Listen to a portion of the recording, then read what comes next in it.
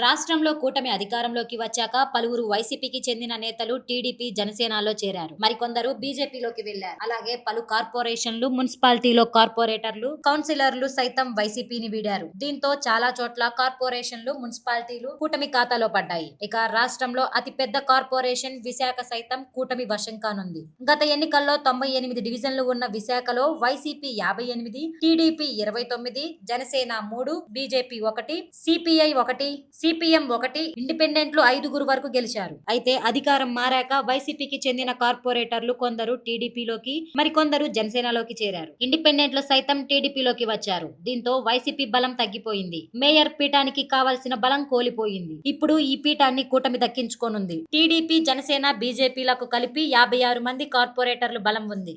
అలాగే విశాఖ నగరపాలక సంస్థ పరిధిలోని 12 మంది ఎమ్మెల్యేలు, ఎంపీలు, ఎమ్మెల్సీలు ఎక్స్ అఫీషియో ఓటర్లుగా ఉండడంతో మొత్తం కూటమి బలం 68కి చేరింది. ఈ నేపథ్యంలో విశాఖ మేయర్ పీఠం కూటమి ఖాతాలో పడనుంది.